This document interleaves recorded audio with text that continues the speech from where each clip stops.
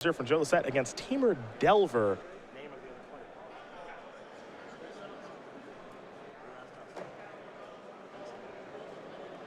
Misty Rainforest is where things will begin here. For Lossett, he'll play a Scalding Tarn. For Lee Shu, it's a Volcanic Island.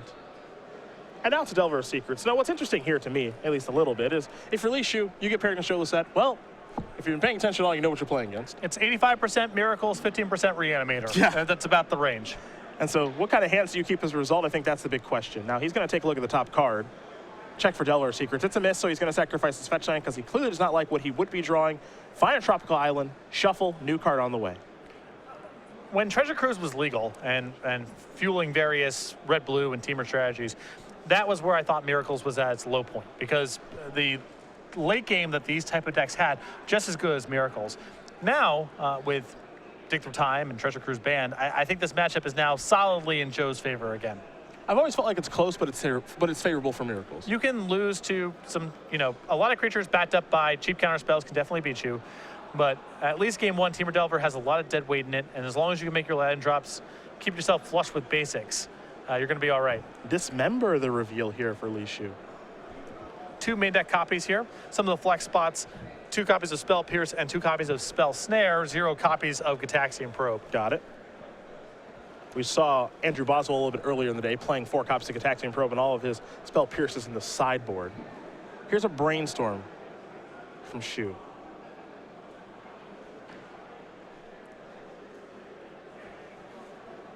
Joe giving his hand a pretty long look here. That's going to resolve. So 3 cards coming, 2 will go back here for Lee Shu. Dismember can't leave the hand fast enough, and I'm sure Lightning Bolt is right next to it. You're not a fan of those cards, huh? I mean, Lightning Bolt's okay because of Jace, but most savvy Miracle players, if they can play Jace on a stable board against Teamer Delver, first order business just going up. For Joe, he's going to play a Brainstorm. He'll be drawing 3 cards. 2 will go back for the Miracle Man. There's an interesting tension with Miracles in this matchup. You want to play around Daze and Stifle as much as possible, so you're willing to take some hits on the jaw to make your land drops not get tripped up by those sort of things. But there's only so many hits you can take from Insectile Aberration before Lightning Bolts become a big concern. So how much is Joe willing to take hits versus how much is he willing to preserve his life total? It's an interesting question. There's the basic planes. It feels like at some point Joe just has to say, okay, fine, I'll crack my lands. Right. And if his hand's full of Stifles and Dazes, you just might be in trouble. But you can only take so many shots like this. He's going to take 3 more. He's going to fall down to 13. Lee Shu is going to sacrifice a Flooded Strand. Fall down to 18. We'll see what land he wants to search up. It's Volcanic Island.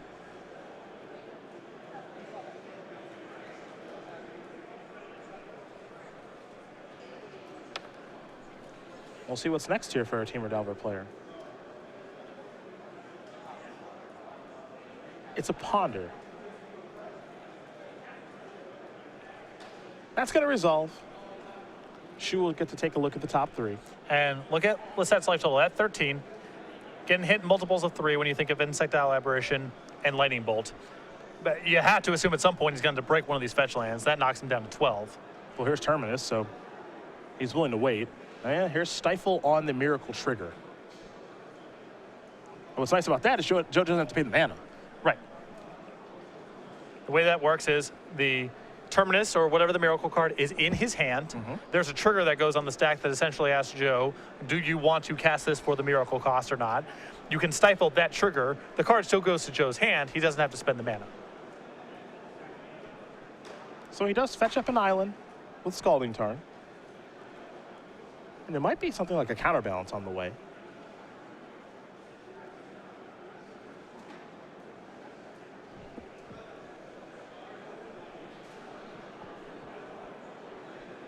He'll start by playing a Scalding Tarn. Now here's counterbalance. It's a good step 1 here. Means that if Joe can answer the Insectile Aberration, he's likely to not have to worry about Lightning Bolts for the rest of the game if he can get this into play. Force of Will. Going to remove a Spell Pierce. To me, counterbalance is such a great test spell in this matchup. Yep. You have other things that you have interest in resolving, but the counterbalance does resolve, it certainly changes the dynamic of the game. Unfortunately, Joe's hand is a little chunky right now. Multiple copies of Jace the Mind Sculptor, not ideal for this matchup. You don't mind drawing one, but I think the easier way for Lossett to win this matchup is with removal into Entreat the Angels. It's hard for him to tap out for Jace right now. There's so many Spell Pierce and Daze type of cards floating around, and if his turn gets swallowed up like that, he may not be able to recover. Joe going to sacrifice his fetches now. Looks like they're all going to resolve. Remember, he is also glutted with a Terminus in hand, too. Yeah. Counterbalance down. Joe also aggressively searching up basics. Now, only one plains, 4 islands out there. Just wants to make sure that he's playing safe around Wasteland. Yeah, game 1, the only thing he's really giving up here is if he draws the 1 copy of Pyroblast, he can't cast it. But getting tagged with a Wasteland when you're worried about Spell Pierces and Dazes and you got expensive spells in your hand. Vendilion Click. See, this is where the difference comes from Joe's deck versus other Miracles decks. You take a look at Joe's version versus Reed's version. Reed 1 creature, Joe with 9. It's a world of difference. Daze going to take care of the Vendilion Click. 3 damage going to come through. Delver doing a nice job putting the pressure on. Well, that's down to 7. You mentioned you can only take so many hits. Yep. And those fetch lines, those add up too. He's cracked 4? At least 3.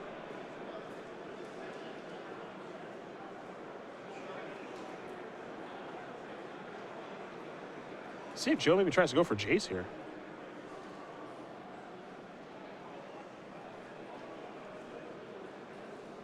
Here's Caracas.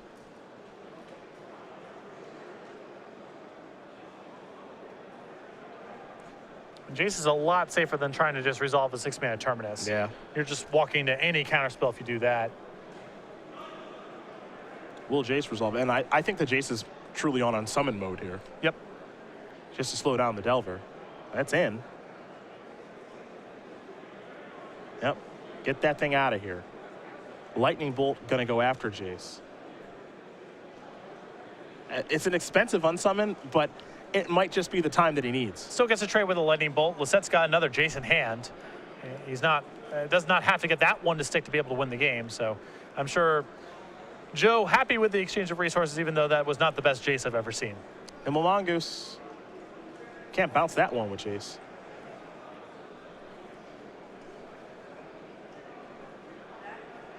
Back over to Lossett we go. He'll draw a card. It looks like Shu trying to play 1 threat at a time. Knows if he casts the second threat in hand, the Delver of Secrets, Joe is likely to just untap and cast Terminus. This Nimble Mongoose also can't be hampered in any way by Jace, so if you're going to slow roll your threats, it's probably the better one to lead with. Counterbalance is in. There's no top out there. Here's an attack. Is it? Yeah, it's Vendilion Click again. This is actually some of the benefit to playing a creature-heavy version. Yeah, right now, the Vendilion Clicks, I mean, the first one wasn't very good, just traded with the Daze, but this one, if it sticks, pretty valuable. The creature light builds of Miracles do struggle with Nimble Mongoose. They're all on targeted removal and kind of expensive sweepers. Jace the Mind Sculptor doesn't touch it, so being able to just block and trade is very good in this matchup.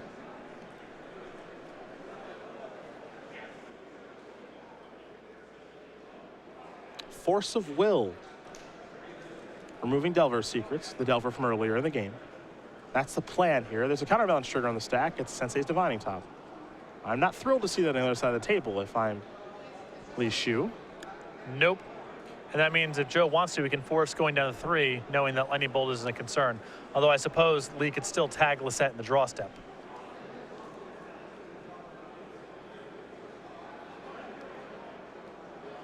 And Joe will force back.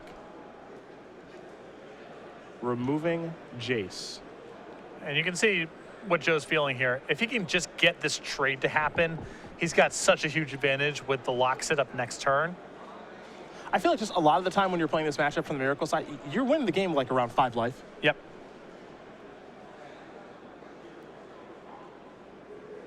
Joe says, I'll target you with Vendilion Click. Looks like Shu's going to show him the grip. Bolt, Nimble, and Volcanic Island. And Joe with just a Terminus in hand, but at least Shu knows that. And he also knows the top card of the deck, which is Sensei's Divining Top, so the walls are closing in. Here's a block. They're going to trade. And you see Joe not taking anything because Shu can't cast anything right now because he knows there's Divining Top on top of the deck. He can't cast anything next turn, any of these one-mana spells, because now the top's in play. So I think wise of Lossett there not to take anything. Now, I believe Shu drew another copy of Lightning Bolt, I believe. So there are 2 Lightning Bolts there. Now the question is, does Lossett trip up at all? I think that Lossett knows that this game is covered other than getting hit with a bunch of Lightning Bolts. Yeah. So I would be shocked if he took any sort of unnecessary risk here. Lossett ready to draw. Found a copy of Monastery Mentor.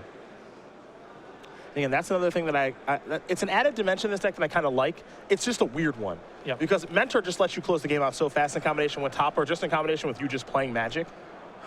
Almost every other creature that Miracles brings to the table just has value on enter the battlefield triggers or leaves battlefield triggers. This is something that can just get killed. So the opportunity cost is a bit higher here than with some other stuff, but the upshot is huge. The upside is huge. Joe wants to draw.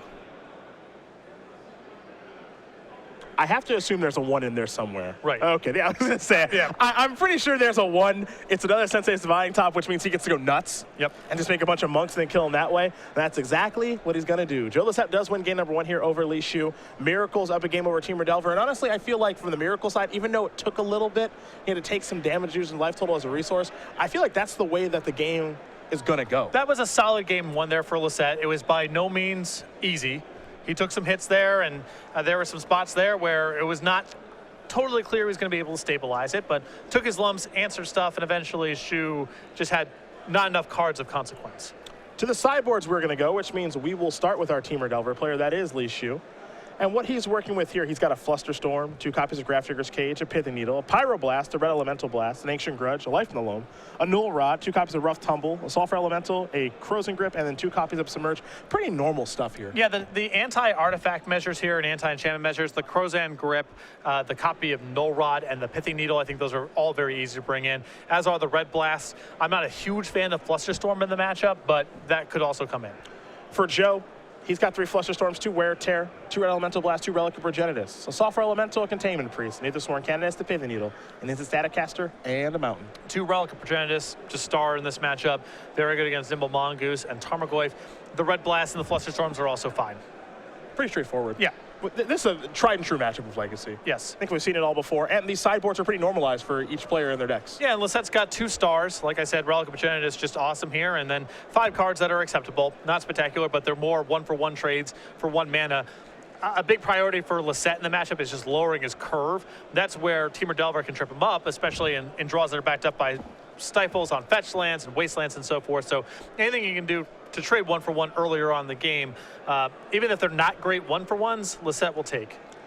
Well, these players will shuffle up here for game number 2. Li Shu will be on the play with Teamer Delver, but in the meantime, we will talk about the Star City Games newsletter. It is your source for Magic the Gathering news. We see some players guest star in there, like Gerard Fabiano, and it's free to sign up for. Yes, all the best content for Star City Games cultivated by Cedric Phillips. You get the latest going-ons of the Open Series with a selected match of the week to view. You get exclusive deck lists and advice from some of our premium columnists and an exclusive cardboard crack comic. Best of all, sign up is free over at starcitygames.com/newsletter. For Joe Lossett, it's another weekend here in the Open Series with Miracles. He's number 5 right now on our Season 4 leaderboard. He's close to qualifying for the Players' Championship.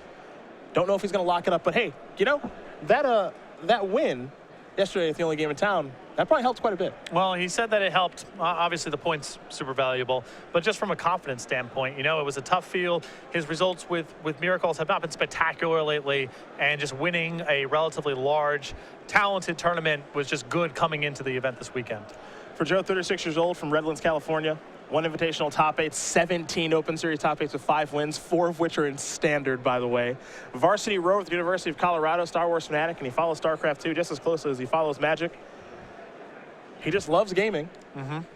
Does stream during the weeks as well, and just likes playing Miracles. You know, it's interesting to me a lot of the time when you know that when you get paired against someone in a format, you know they're going to be playing a certain deck. For Joe or Reed Duke, it's Miracles. For maybe someone like Alexander Hayne, you're going to be playing against Amulet Bloom, stuff like that. And it doesn't matter. They're so good with their deck. Yeah, I mean, it's obviously valuable information to know what your opponent's going to be playing. But I would rather be very experienced with a particular deck and maybe give away a little bit of information than keep my opponent surprised but play badly. I agree.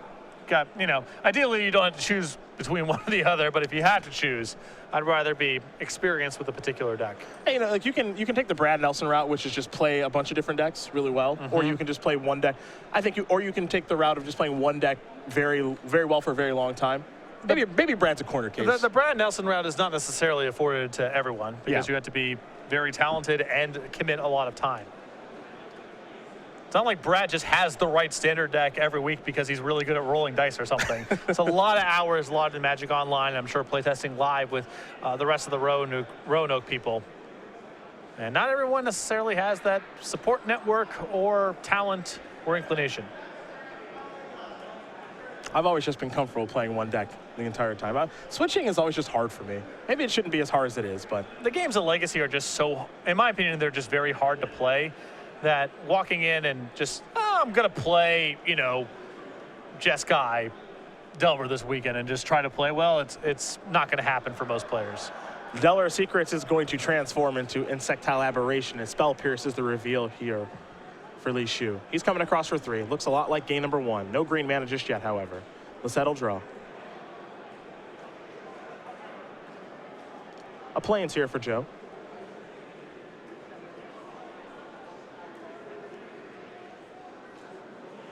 And now Relic of Progenitus, a card you felt was an all-star. Had a feeling it was going to come in. Yep. Shu doesn't necessarily have to fight over this because he's just on Insectile Aberration, has no green mana, so his graveyard-centric threats aren't really an issue right now. But if he just wants to trade 1 for 1 and cast something, not waste his mana, it's a fine card to counter.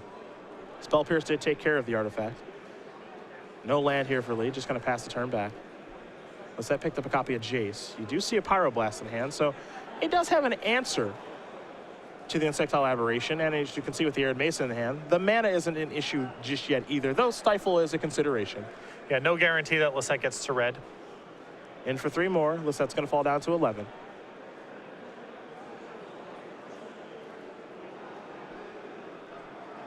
Now this is interesting, because it looks like Shu does have a Misty Rainforest in hand, and picked up a copy of Nimble Mongoose for the turn, just not electing to play either.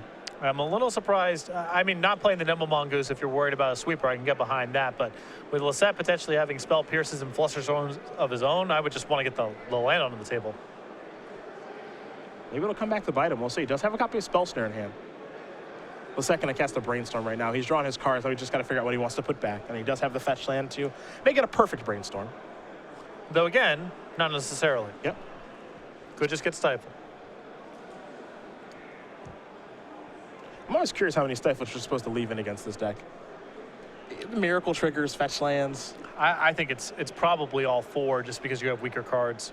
You have Bolts and Dismembers. Those seem easier to cut than Stifle.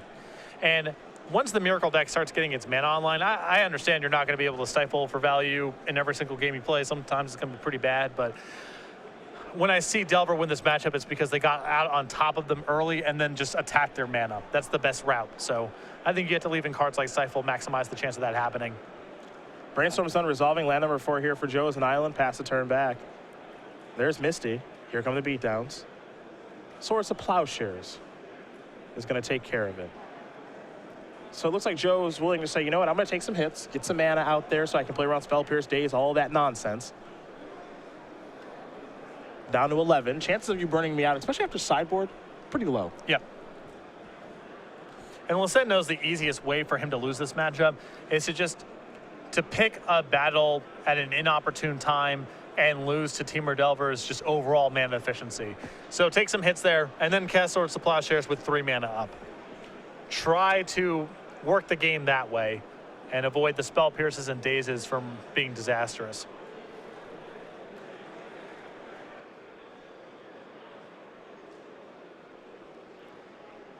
Looks like it's time for a Tarmogoyf here.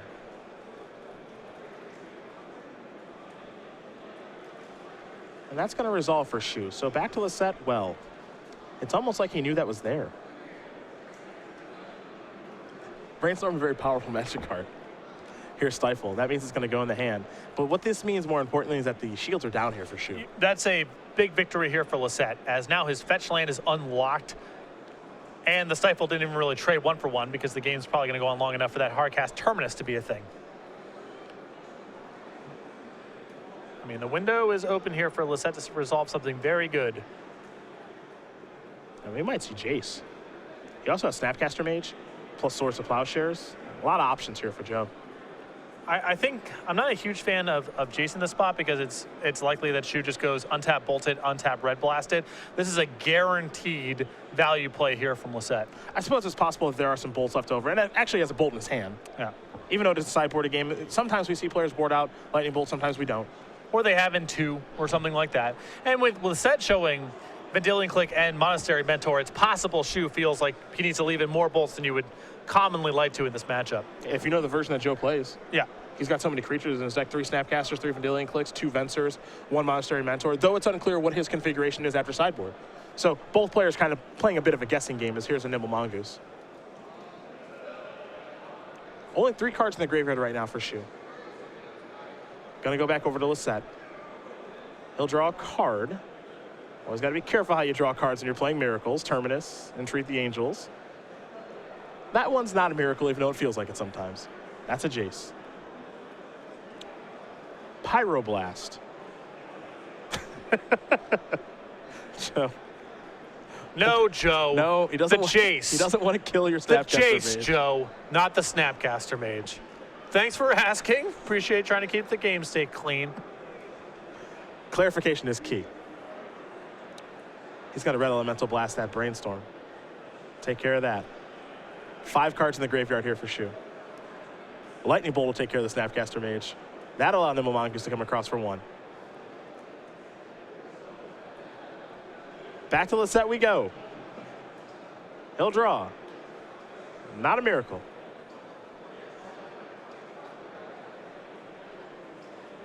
Terminus, Jace. Looks like a Pyroblast over there for Lossett.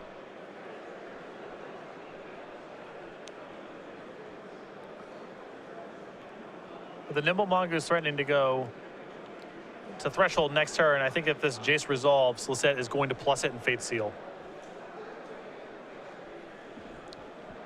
If you Fate Seal, that probably gets an attack out of Shu. Then you can untap and Brainstorm. Hopefully find some sort of answer to the Mongoose. If not, you've at least gotten a little bit of value out of Jace. This is a pretty common play pattern with this card. Force of Will, removing Spellstorm. Those are the last 2. And Joe's got that blast effect in his hand. Yep. To force Jace And through. now this is a really juicy spot to Fate Seal. Now you can actually go after Shu here if you want to. And he's immediately going up to 5. Shu with no way to shuffle the deck. Terminus Vendilion Click here in Lossett's hand. Great setup again for Lossett. He's got some opportunities next turn between Vendilion Click and Terminus to trade with the Nimble Mongoose. At that point, it's Jace against nothing. A commanding position. I actually kind of like Shu going after Lossett's life total here. I don't think he gets anywhere by trying to attack Jace. Totally agree. And because Lossett just gets to untap and Brainstorm, it's just so likely that the Mongoose gets answered. In fact, Shu still knows about the Terminus in hand. So all Lossett would need is land number 6 anyway. So at least try to get Lossett low. Hopefully some bolts or other creatures off the top can finish off the game. The Terminus in hand, that might be the Terminus on top of the deck. We might be headed that way.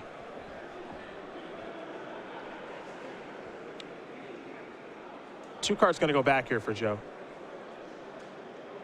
An island. And now it's a counterbalance. Still has Vendilion Click in hand. Might have interest in just casting this now. Yeah. He knows the card that he knows the card that Shu drew. So he knows that it's clear for takeoff. And it's way more important for Vendilion Click to just trade with the Nimble Mongoose than it is for the Vendilion Click to do anything of value. And the card that he drew was Flusterstorm. Joe doesn't care much about that one. Shu will draw. Vendilion Click at the ready to block that Nimble Mongoose.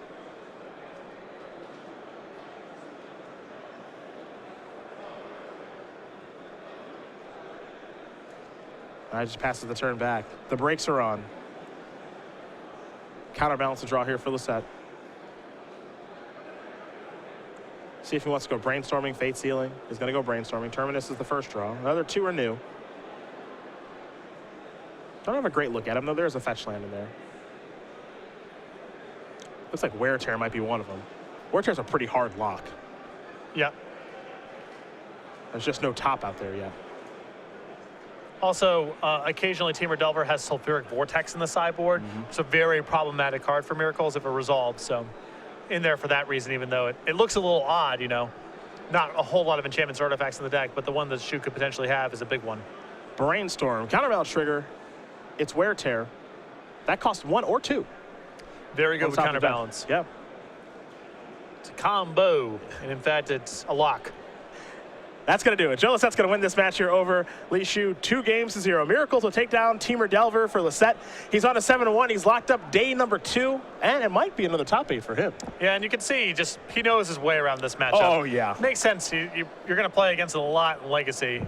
So knowing how your deck matches up against Temur Delver is really important. And Lossett, you can see, just took his lumps, made his land drops, and made every effort to make sure that cards like Stifle and